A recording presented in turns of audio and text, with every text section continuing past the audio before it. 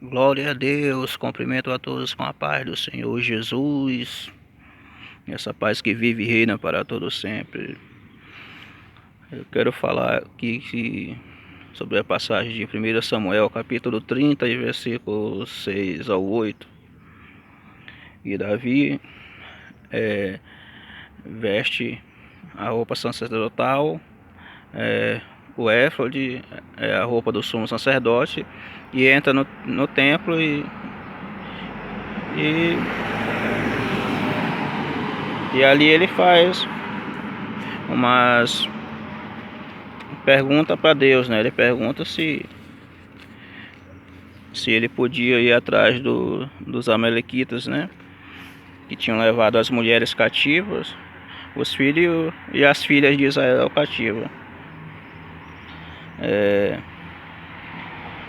O éfode, nem o sacerdote usava o éfode. Você pode ver que Davi pergunta a Abiatar, né, o sacerdote, pelas roupas sacerdotal, pelo éfode. Ele pega e dá. Nem o sacerdote usava, nem aquele o sacerdote usava. Só o sumo sacerdote era que usava o éfode. Em 1 Samuel 30, 7 ou 8. Só o sumo sacerdote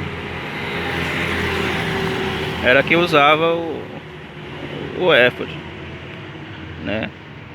Um sacerdote comum não podia usar. O sacerdote usava só a túnica, calças, mitra e o cinto. 4 itens. E o sumo sacerdote, além dos 4 citados, ele usava mais o éfode, o manto, o peitoral e a lâmina de ouro. Então Deus falava com o sumo sacerdote através do Urim e do Turim, luzes e perfeições, Êxodo 28, 30. Então o Urim e o Turim, quando Deus falava com o sumo sacerdote, ele acendia luzes, dizendo que sim ou dizendo que não, né?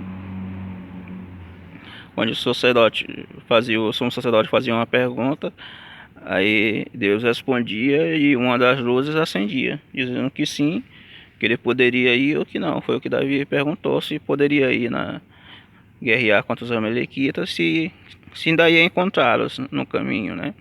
Porque, como eu falei, já estava com uma semana que os amalequitas tinham levado as mulheres cativas. Então Davi perguntou se daria de tempo de alcançá-los, né? Se alcançava eles. E alcançou, porque eles estavam comemorando, né, eles tinham parado para comemorar, estavam festejando as coisas que eles tinham roubado lá de Judá, de Israel. Também aqui, o sacerdote usava 4 peças e o sumo sacerdote 8 peças, 4 a mais. O éfode só o sumo sacerdote usava. Se alguém entrasse no Santo dos Santos,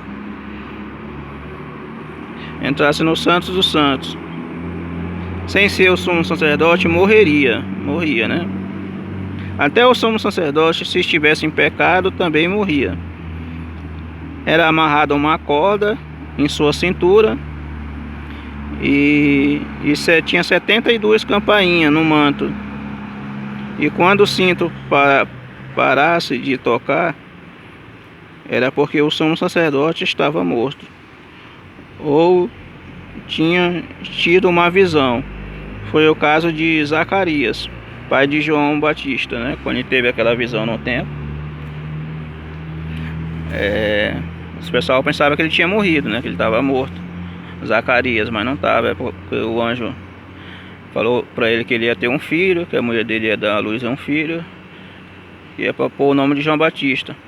Só que como ele duvidou, aí o anjo disse que ele ia ficar mudo e ele ficou mudo, né? Então, como ele estava demorando muito, o povo pensava até que ele tinha morrido, né, lá dentro. Porque de vez em quando um sumo sacerdote morria lá dentro, se estivesse em pecado, se aproximasse da arca da aliança, que era a presença de Deus naquela época, morreria. É,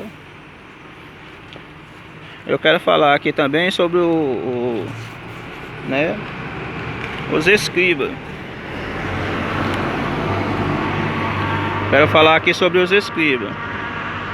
O segundo sacerdote de 2 Reis 25:18 provavelmente era denominado o chefe da casa de Deus, segundo a Crônicas 31:13, ou maioral da casa de Deus. Em algumas versões é o capitão do templo. E estando eles falando ao povo, sobrevieram os sacerdotes e o capitão do templo e os saduceus. Atos 4:1 e Atos 5:24. Como mestre do povo, os sacerdotes tiveram atritos, primeiramente pelos profetas e depois os escribas. Fizeram parte do trabalho que era dos sacerdotes. Cada vez que o sacerdote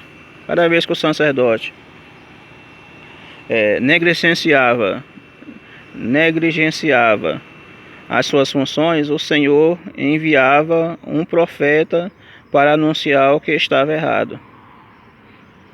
Os principais sacerdotes do Novo Testamento incluem o sumo sacerdote efetivo, o sumo sacerdote anterior, ainda vivo, como o caso de Anas, deposto pelos romanos, Lucas 3:2, João 18:13, e membro dessas famílias privilegiadas.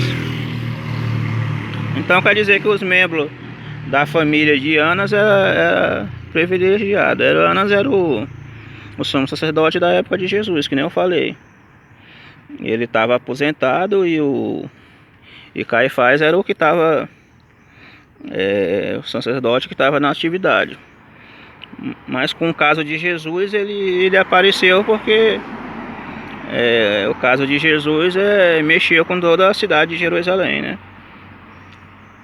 Aí ele era o sumo sacerdote anterior e ainda estava vivo, né? Que era o caso de Anas. Ó, a regra da pureza corporal muito severa foram impostas ao sacerdote. Ele não podia tocar nas porções do sacrifício se estivesse impuro. Levítico 22:6. E não podia beber vinho ou qualquer outra bebida forte antes de entrar no tabernáculo. Levítico 10:9. Então a gente vê que os sumos sacerdotes tinham algumas regras, né? Algumas regras que eles não podiam fazer. Inclusive eles não podiam vender o sangue, que era filho dos animais. Mas na época de Jesus eles começaram a vender o sangue. Na verdade, na época de Jesus os sumos sacerdotes já estavam corrompidos, né? Eles já tinham se corrompido. Olha, aqui falando sobre o saduceu. Né? Foi depois do exílio, falando agora dos saduceus, quando Israel ainda estava sob o jugo estrangeiro, que o sumo sacerdote tornou-se também o representante político na nação. Isso patenteou a corrupção dos sacerdotes e dos sumos sacerdotes, que deixaram avançar o interesse pelo poder temporal e financeiro, e vendendo as nações para as potências da época, que era, no caso eram os romanos. No tempo de Jesus, os saduceus, partido dos sacerdotes, era mancomunados com o poder romano, e muito sequer tinha fé no Deus de Israel. Quer dizer que o povo já estava corrompido, né? Naquela época os sacerdotes, os sumos sacerdotes, na época de Jesus. Foi tão tal que eles se revoltaram contra Jesus no templo várias vezes, no sinédrio, e até na crucificação de Jesus eles estavam presentes. E suas peças oficiais, além do que anteriormente foram citadas, consistia em peças dos ombros, feito de linho fino, azul, purpúrea e carmesim, intercalada com fios de ouros, e tendo nas ombreiras as pedras memoriais de ônix engastadas em ouro e lavradas com os nomes das tribos de Israel. Então pode ver que até a roupa dos sacerdotes tinha ouro, tinha várias pedras preciosas, né, nas roupas dos sacerdotes. E aqui fica meu estudo de hoje. Fique na paz do Senhor Jesus.